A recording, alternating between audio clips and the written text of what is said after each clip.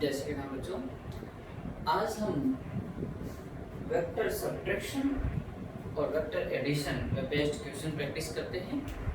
उनके बारे में हमने बेसिक नॉलेज ले ली है।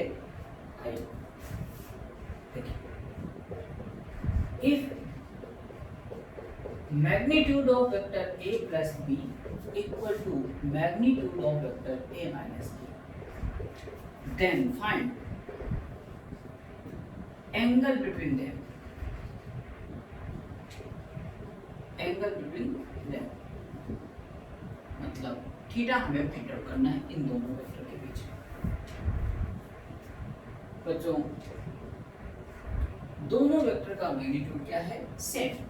तो इसका मैग्नीट्यूड हम जानते हैं under root a square plus b square plus 2ab cos theta, और a vector minus b vector का magnitude a square plus b square minus 2ab cos theta. दोनों तरफ स्क्वायर रूट है बच्चों, स्क्वायरिंग बोथ साइड, तो square root क्या होगा? हट जाएगा, squaring both side. So next step will be a square plus b square plus 2ab cos theta equal to a square plus b square minus 2ab cos theta. Transfer कर दीजिए, ये इधर आ जाएगा और ये उधर चला जाएगा, तो 2ab cos थीटा इधर आ जाएगा प्लस 2ab cos थीटा, तो मैं डायरेक्ट लिख रहा हूँ 4ab cos theta is equal to a square plus b square, ये उधर जाएंगे तो minus a square minus b square. तो ये पॉइंट कितना हो गया है? Value 0। 4ab cos theta is equal to 0, so cos theta will be 0 upon 4ab। 0 में किसी का थप्पड़ लगाओ, बोलकर डिवाइड करो तो 0 ही रहता है। सो थीटा विल बी कितना हो गया बच्चों? cos इनवर्स 0, मतलब थीटा की वैल्यू कितनी आ गई? 90 डिग्री, और π/2 radian. That means vector a और वेक्टर b दोनों एक दूसरे के क्या हैं? Perpendicular, implies vector a perpendicular to vector b। और वैसे भी बच्चों, हमने जब वेक्टर एडिशन और वेक्टर सब्ट्रैक्शन की प्रॉपर्टीज के स्पेशल केसेस की बात करी थी, ठीक है, तो जब थीटा 90 डिग्री था, ए वेक्टर परपेंडिकुलर बी वेक्टर, तो ए वेक्टर प्लस बी वेक्टर का मैग्नीट्यूड कितना आया था? Under root a square plus b square, और इसका भी under root a square plus b square, दोनों 90 डिग्री के केस में ही आया था। अगर वैसे हमें डायरेक्ट याद है तो डायरेक्ट हम टिक लगा सकते हैं। प्लीज नोट डाउन, नोट कीजिए, फिर नेक्स्ट क्वेश्चन करें।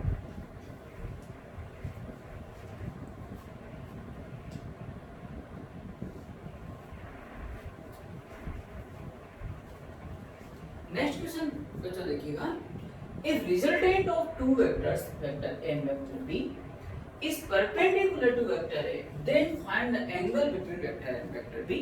ये स्टैंडर्ड क्वेश्चन है, और स्टैंडर्ड क्वेश्चन के लिए हम बात करते हैं कि आपको इसके क्वेश्चंस को और इसका जो भी रिजल्ट आएगा, जवाब आएगा, आंसर, वो दोनों ही याद रखने हैं, और कैसे वो भी बताएंगे। Here resultant वेक्टर किसके बराबर है? Vector a plus vector b। इन दोनों का रिजल्टेंट वेक्टर r वेक्टर मैंने कंसीडर कर लिया, और कहा गया है r vector is perpendicular to vector a, मतलब a vector plus b vector is equal to r vector, और r वेक्टर को मैं vector a plus vector b लिख सकता हूँ। ये r वेक्टर देखो परपेंडिकुलर है a वेक्टर के, तो ये r वेक्टर इस a वेक्टर के परपेंडिकुलर है, यानी ये हम जानते हैं r वेक्टर a वेक्टर के साथ जो एंगल बनाता है वो कौन सा एंगल होता है? अल्फा। तो अल्फा की वैल्यू इनडायरेक्टली एग्जामिनर ने क्वेश्चंस में दिया हुआ है 90 डिग्री, ठीक है। अगर अल्फा 90 डिग्री है तो हमें a वेक्टर और b वेक्टर के बीच का एंगल जो पूछा गया है वो जो थीटा कंसीडर करते हैं, थीटा की वैल्यू हमें चाहिए, ठीक है। आइए देखिए, तो tan alpha is equal to b sin theta upon a plus b cos theta, ये हम जानते हैं। वी नो दैट अल्फा की वैल्यू हियर कितना है बोलो 90 degree. So tan 90 equal to b sin theta upon a plus b cos theta. बच्चों tan 90 की वैल्यू इनफाइनाइट होता है, ठीक है ना, और इनफाइनाइट को हम 1/0 लिख सकते हैं, ठीक है, 1/0 इनफाइनाइट के इक्वल होता है। तो यहाँ पर b sin theta upon a plus b cos theta, और नेक्स्ट स्टेप में भी ये लिख रहा हूँ b sin theta upon a plus b cos theta equal to infinite के स्थान पे 1/0। अब नाउ क्रॉस मल्टीप्लाई करके हम थीटा कैलकुलेट करें। क्रॉस मल्टीप्लाई करें बच्चों a plus b cos theta equal to 0 को इससे मल्टीप्लाई करेंगे 0। Next step b cos theta equal to minus a, so cos theta equal to minus a by b, so theta will be cos inverse minus a by b. This is the angle between vector and vector b, ठीक है। तो ये note करिए, फिर इसकी हम special trick बताते हैं हाउ टू लर्न, ठीक है।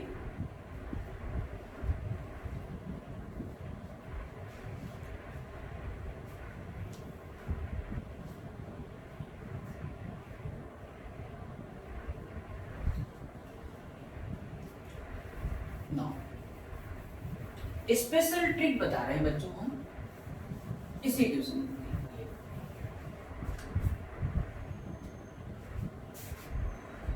Special trick.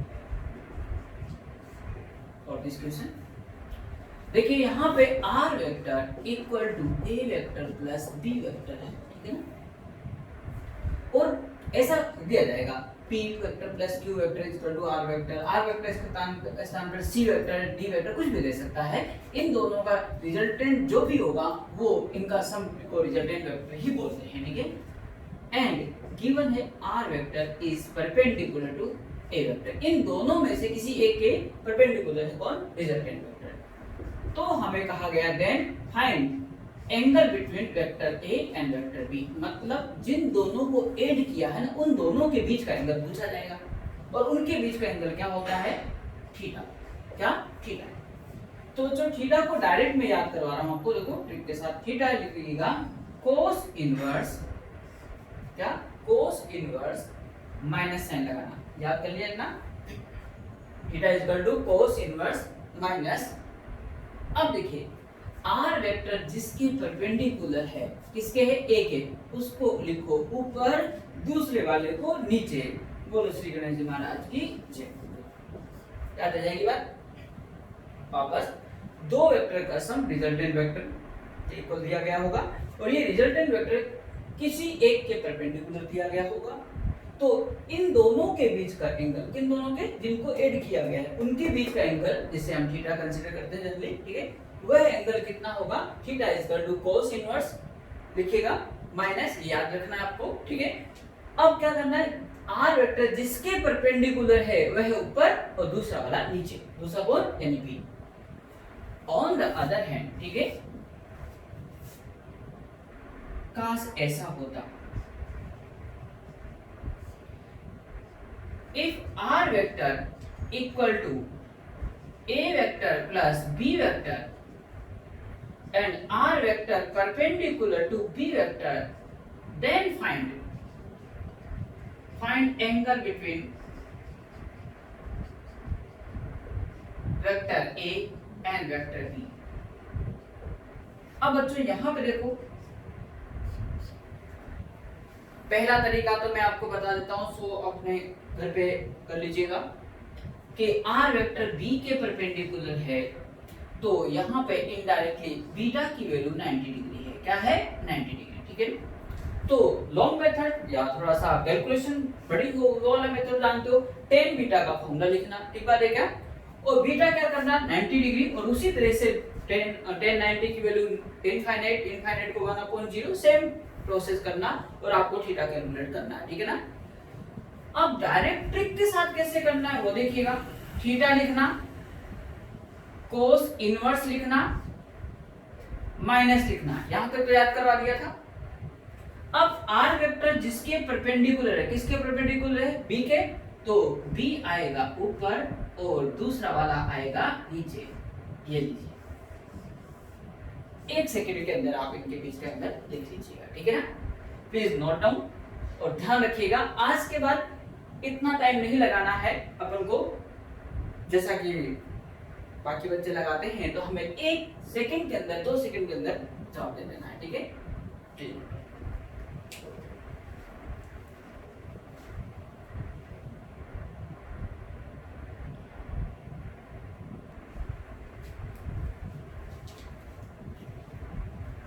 नेक्स्ट नोट में देखेंगे, उसी क्वेश्चन के बारे में हम बात कर रहे हैं। If R vector is equal to P vector plus Q vector and R vector is perpendicular to P vector, then find the angle between P vector and Q vector, ठीक है। तो यानी इन दोनों के बीच का एंगल हमें फाइंड आउट करना है, तो दैट इज थीटा। तो theta is equal to direct लिखेंगे, बच्चों सिखाया था हमने, cos इनवर्स लिखिएगा माइनस, यहां तक तो लर्न करने को बोला था मैंने, ठीक है। अब जिसके परपेंडिकुलर है वह है ऊपर, दूसरा वाला नीचे। और अगर r perpendicular to q vector है तो क्या लिखेंगे, cos इनवर्स माइनस q अपॉन p। तो ये बहुत ही सिंपल से डायरेक्ट लिखना हम सीख गए हैं, ठीक है ना। जब भी इनको क्वेश्चन में यूज आएगा तो भी हम डायरेक्ट ही आज के बाद लिखेंगे, आगे इसी पे वैल्यू और क्वेश्चन करते हैं, प्लीज नोट डाउन।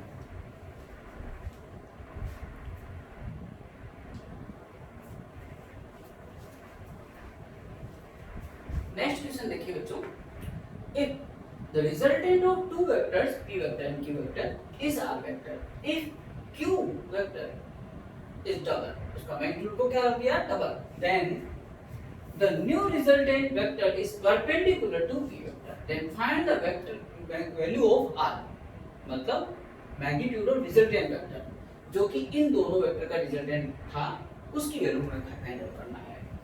तो जो गिवन है r vector equal to p vector plus q vector, तो इसका मैग्नीट्यूड क्या हुआ, अंडर रूट पी इसका प्लस क्यू इसका plus 2p q cos theta, इसको नंबर 2 दे दिया इक्वेशन में।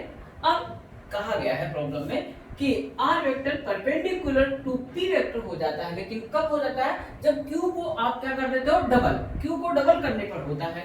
और अपन जानते हैं कि अगर r vector perpendicular p vector को होता है तो उनके बीच का एंगल जो होगा cos theta equal to minus लिखते हैं, और जिसके परपेंडिकुलर हो वो ऊपर आता है और दूसरा वाला नीचे। लेकिन दूसरा वाला कितना होगा, क्यों नहीं होगा, 2q होगा, क्योंकि दुगना करने पर, q को डबल करने पर ये परपेंडिकुलर होता है, ठीक है। तो cos थीटा की वैल्यू हमारे पास में क्या आई, -p/2q। बच्चों ये cos थीटा की वैल्यू इस इक्वेशन 2 में पुट करना है, ठीक है क्या, क्यों, क्योंकि हमें r की वैल्यू चाहिए, और r क्या है, बोलो, p वेक्टर और q वेक्टर का बोलो मैग्नीट्यूड है, वो p वेक्टर और q वेक्टर का मैग्नीट्यूड तो यही है। तो इसी इक्वेशन में पुट कर दीजिए कौन, ये cos थीटा की वैल्यू यहां पे, ठीक है। तो p square plus q square plus 2pq और cos थीटा की वैल्यू -p/2q। सोल्व किया बच्चों, r की वैल्यू क्या आ गई, q। Please note.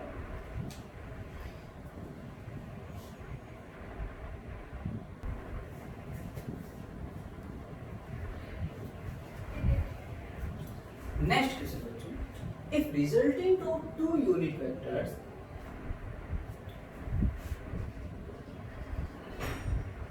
is also a unit vector, then find magnitude of their vector difference। दो यूनिट वेक्टर हैं, उनका रिजल्टेंट भी एक यूनिट वेक्टर है, तो उनके डिफरेंस का मैग्नीट्यूड फाइंड आउट करना है। नाउ आइए देखते हैं, लेट वो गिवन वेक्टर हैं a के और b के, इन दोनों का रिजल्टेंट मतलब वेक्टर सम, वो भी क्या है बोलो, यूनिट वेक्टर है। लेट्स सी के, तो हमें फाइंड आउट करना है a के माइनस b के का मैग्नीट्यूड, ये हमें फाइंड आउट करना है। क्वेश्चन को शॉर्ट में लिख दिया मैंने, ठीक है ना बच्चों। देखो हम इधर से सोल्व करके a केप और b केप के बीच का एंगल फाइंड आउट करेंगे, इन दोनों वेक्टर के बीच का एंगल, और वह वैल्यू यहाँ पे पुट कर देंगे, ठीक है। तो बच्चों taking magnitude both side, a के प्लस b के, दो वेक्टर का मैग्नीट्यूड सेम होता है, इसका भी 1 इसका भी, तो डायरेक्ट में लिख सकता हूँ 2a cos theta by 2, a की वैल्यू, ये यूनिट वेक्टर इसलिए 1 आएगा, cos theta by 2 equal to unit vector का magnitude 1, cos theta by 2 equal to 1 by 2, so theta by 2 is equal to cos inverse 1 by 2, theta by 2 is equal to 60 degree, so theta will be 120 degree. ये theta की value हमें यहाँ पे put करना होगा, हमें find out करना है magnitude of a cap minus b cap, और हम जानते हैं कि इसकी वैल्यू कितनी होती है 2a sin थीटा बाई 2, और 2a की वैल्यू कितना होगा 1 क्योंकि यूनिट वेक्टर है, और यहाँ पे थीटा की वैल्यू कितना आएगा बोलो 120 डिग्री, वो पुट कर दीजिए यहाँ पे sin 120 डिग्री बाई 2 मतलब sin 60 डिग्री, और sin 60 की वैल्यू अपन जानते हैं √3 बाई 2, 2 से 2 गया तो देखो कोई मिल गया कौन √3, तो a cap minus b cap का मैग्नीट्यूड क्या आ गया √3।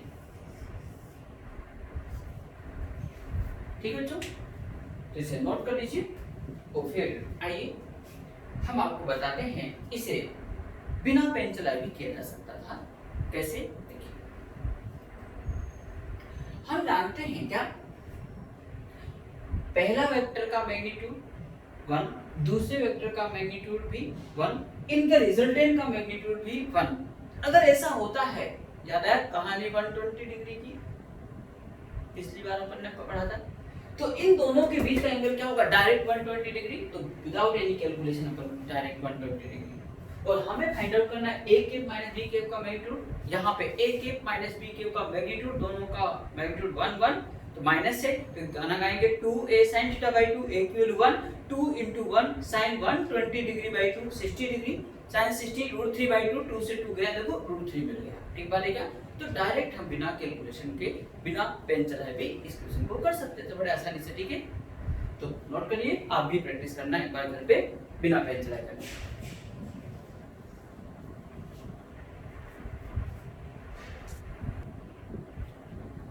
नेक्स्ट क्वेश्चन बच्चों, प्रीवियस क्वेश्चन की तरह ही मैंने दिया है क्वेश्चन आपको घर पे करने के लिए। ठीक है, ट्राई करिएगा,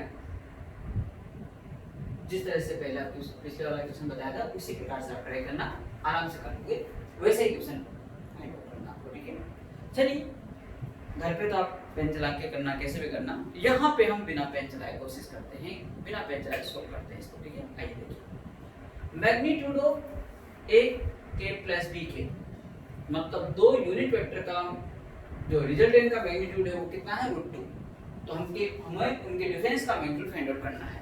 तो बच्चों ये गाना अपन जानते हैं, दोनों का मैग्नीट्यूड सेम है, तो क्या 2a cos theta by 2, a की वैल्यू कितना 1, क्यों यूनिट वेक्टर है इसलिए, तो 2 into 1 cos theta by 2 is equal to √2, 2 नीचे गया 1 by √2, cos theta by 2 1 by √2, तो थीटा बाई 2 कितना हुआ 45 डिग्री, तो थीटा कितना हो गया 90 डिग्री, तो थीटा की वैल्यू क्या आ गई बोलो 90 डिग्री। ठीक बात है क्या, ये वैल्यू यहां पुट करेंगे, इधर गाना कौन सा आ रहा है बोलो माइनस है, तो 2a sin theta by 2, a की वैल्यू कितनी 1, तो 2 into 1 sin 90 degree cos sin 90 degree by 2 यानी 45 डिग्री, sin 45 भी कितना होता है बोलो 1 बाई √2, और √2 और 2 ऊपर है तो कैंसिल हो गया, कितना आ गया √2, तो इसका जवाब कितना आ जाएगा बच्चों √2। आप घर पे सोल्व कर लेना, लेकिन वैसे मैंने डायरेक्ट भी बताया, ठीक है ना। अब आपके लिए एक स्पेशल नोट, स्पेशल नोट ये है कि आप याद रख लीजिए a vector a cap plus b cap का मैग्नीट्यूड अगर √2 है तो इन दोनों के बीच का एंगल थीटा 90 डिग्री होगा। ठीक है ना, और दूसरा भी याद कर लो, a cap minus b cap का वैल्यू अगर √2 है तो भी इन दोनों के बीच का एंगल थीटा 90 डिग्री होगा। अगर इसे याद रखते हैं तो कई बार प्रॉब्लम सॉल्व करने में काफी हमें सहूलियत होगी, आसानी से होगा, जल्दी होगा क्वेश्चन। तो बहुत सिंपल सी पॉइंट है, इसे याद कर लीजिए स्पेशल नोट। ठीक है,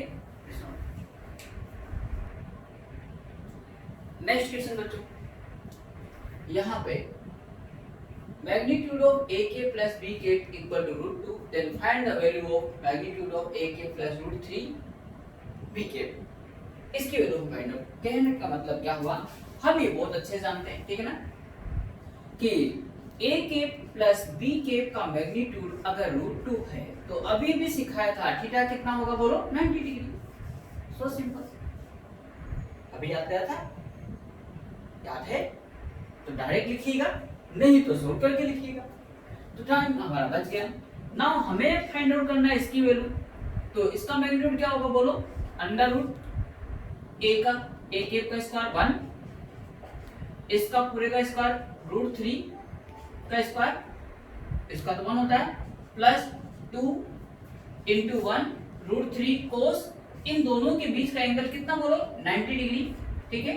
और कोस 90 क्या होता है बोलो 0, तो कितना हो गया 1 √3 का square 3 square root of 4 that is 2, ठीक है। इससे भी बिना पेन चलाए किया जा सकता था, ठीक है। हम जानते हैं इसकी वैल्यू कितना होता है थीटा 90 डिग्री जानते हैं, और इसकी वैल्यू चाहिए हमें a square plus b square plus 2ab cos theta 90 degree हो गया। तो इसका 1 का स्क्वायर √3 का स्क्वायर कितना हुआ बोलो 3 का स्क्वायर √3 का 4, 1 प्लस 3 4 हुआ ना अंडर रूट के अंदर, तो कितना आ गया 2, डायरेक्ट बिना पेन चलाए भी आप कर सकते थे बच्चों। The resultant of next question के अंदर a vector and b vector is r1 vector that is given, और कहा गया है कि अगर b वेक्टर की डायरेक्शन को रिवर्स कर दिया जाए तो रिजल्टेंट r2 वेक्टर हो जाता है। तो हमें फाइंड आउट करने को बोला r1 square plus r2 square की वैल्यू क्या होगी। तो आइए बच्चों एटीपी अकॉर्डिंग टू प्रॉब्लम क्या दे रखा है, r1 वेक्टर इक्वल टू क्या हो जाएगा a vector plus b vector, ठीक है। तो इसके इम्प्लाइज इसका मैग्नीट्यूड की बात करूंगा तो r1 स्क्वायर इक्वल टू बच्चों a square plus b square plus 2ab cos theta, इसे मैं इक्वेशन 1 दे देता हूं, ठीक है। एंड जब b वेक्टर की डायरेक्शन को रिवर्स कर दिया गया तो रिजल्टेंट r2 हो जाता है, r2 vector equal to a vector plus minus b vector, ठीक है। इसको अगले स्टेप पे मैं लिख सकता हूं r2 vector equal to a vector minus b vector implies r2 square equal to, इसका मैग्नीट्यूड लूंगा तो a square plus b square minus 2ab cos theta, equation number 2। बच्चों ये इक्वेशन नंबर 1 और ये 2, इन दोनों को हम ऐड कर लेते हैं बाय एडिंग। ये देखो ये तो कैंसिल हो गया, plus 2ab cos theta minus 2ab cos theta, और इनको ऐड कर दीजिए r1 square plus r2 square equal to a square 2 a square, तो 2 कॉमन लेता हूं मैं a square b square 2 b square 2 common है, इस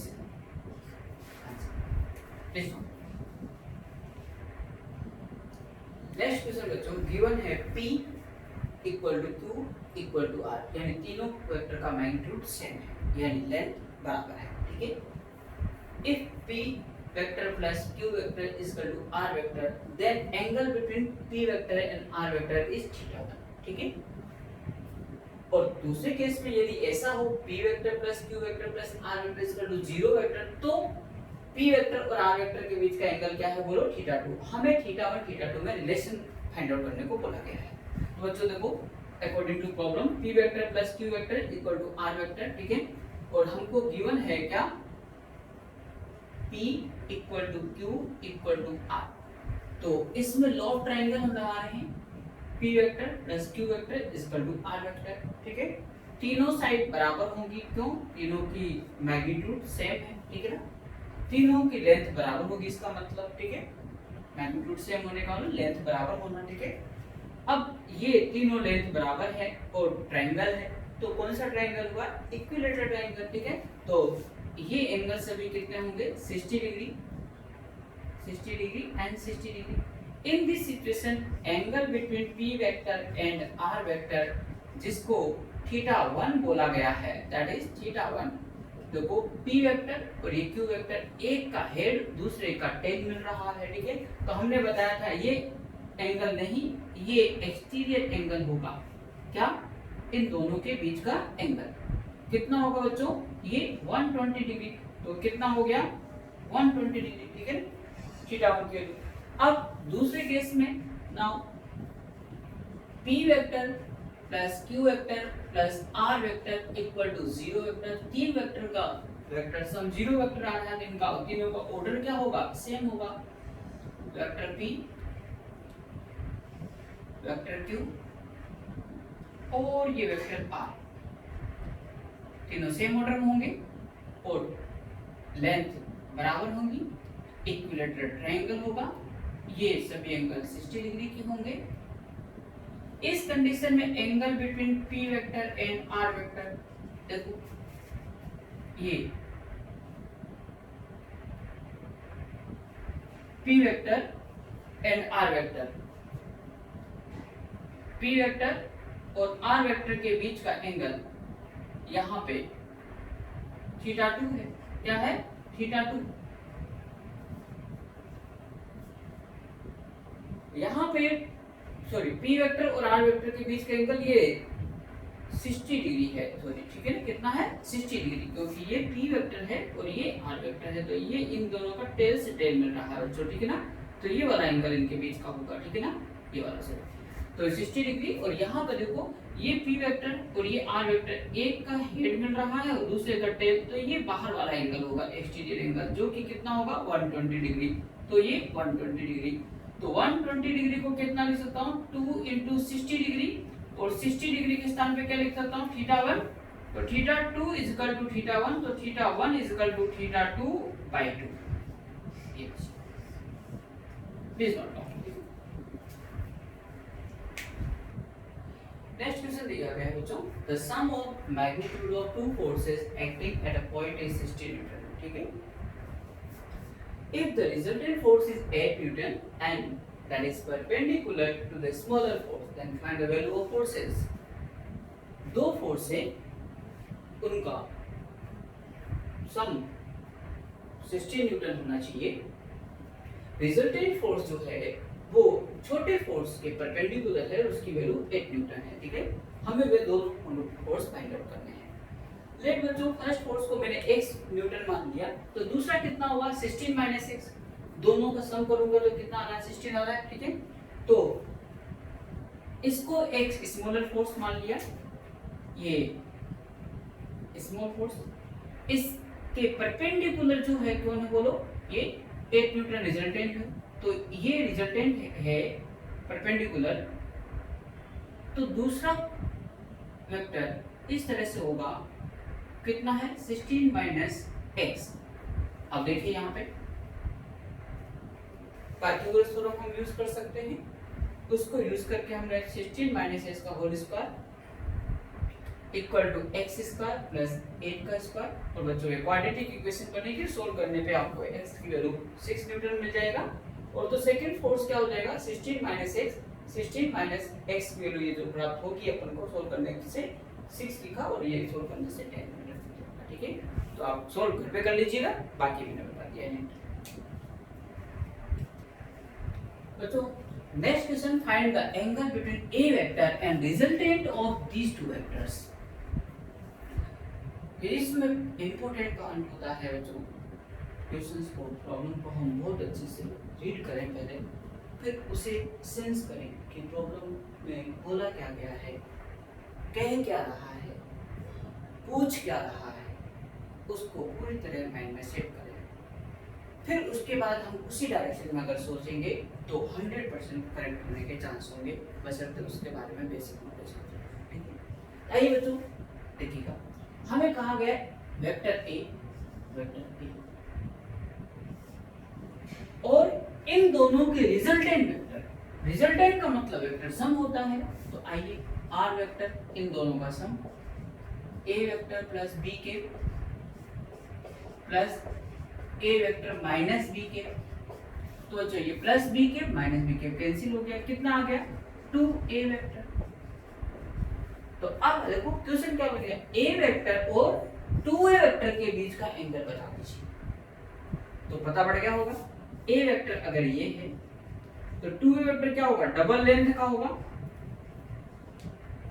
और वही डायरेक्शन होगी, इनके बीच का एंगल क्या हो गया, 0 डिग्री हो गया। और ये दोनों कैसे वेक्टर हैं बोलो, पैरेलल वेक्टर हैं, पता है ना। तो बिना कोई खास मशक्कत के आपके पास जवाब आ गया, ठीक है। इसे बिना पेन चलाए किया जा सकता था, ठीक है। तो वापस सुनिएगा, मेरे साथ चलिएगा। ए वेक्टर ये रहा, इन दोनों का रिजल्टेंट जोड़ लो, यहीं पे ऐड कर लो, ये कैंसिल 2a, ए और 2a के बीच का एंगल 0 डिग्री, ठीक है। और वेक्टर कैसे टाइप कोई पूछ ले तो कितना कैसे टाइप वेक्टर है, पैरेलल वेक्टर्स हैं। तो जो ऐसे सिंपल क्वेश्चन भी कई बार पूछे तो कर दीजिए। नेक्स्ट क्वेश्चन बच्चों, a vector of length L मतलब magnitude is turned to an angle theta about its tail. What is the change in the position vector of its head? एक वेक्टर जिसकी लेंथ L है यानी magnitude L है, उसको theta angle से turn कर दिया गया इस तरह से, ठीक है। तो हमें पूछा गया है चेंज इन पोजीशन वेक्टर। बच्चों change in position vector delta R vector से रिप्रेजेंट करते हैं, और चेंज हमेशा फाइनल माइनस इनिशियल होता है, ठीक है ना। बच्चों यहाँ पर इस वेक्टर की मैग्नीट्यूड और इस वेक्टर की मैग्नीट्यूड क्या है, सेम है। तो आइए पुरानी कहानी सुनाते हैं आपको, याद है क्या, देखते हैं। If a is equal to b, तो a vector minus b vector का मैग्नीट्यूड का गाना याद है क्या, जी हाँ, 2a बोलो sin theta by 2। Very good. तो यही कॉन्सेप्ट यहाँ लगा रहे हैं कि हमें चेंज इन पोजीशन वेक्टर का मैग्नीट्यूड चाहिए, तो यहाँ r final minus r initial vector का मैग्नीट्यूड चाहिए, दो वेक्टर के डिफरेंस का मैग्नीट्यूड चाहिए, और अगर उनका मैग्नीट्यूड सेम है, ठीक है ना, प्रत्येक वेक्टर का, तो हम direct 2a sin theta by 2 के स्थान पे यहाँ पर लिखेंगे 2l sin थीटा बाई 2।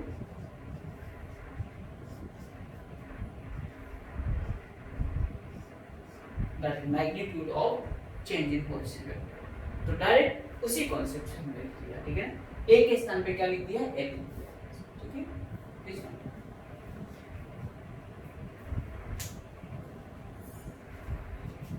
तो जो नोट कर लीजिए अच्छे से, और उसके बाद एडिशन और सब्ट्रैक्शन के सभी क्वेश्चंस आप ट्राई कर सकते हैं, ठीक है। काफी क्वेश्चंस हम डिस्कस कर दिए हैं, ठीक है। इनको पहले अच्छे से वापस वीडियो को देखिएगा और फिर सोल्व करिएगा, मैक्सिमम क्वेश्चन हमसे हो जाएंगे। और फिर भी कोई डाउट है तो आपको पूछने का पूरा राइट है, आप पूछ सकते हैं, ठीक है। Thank you.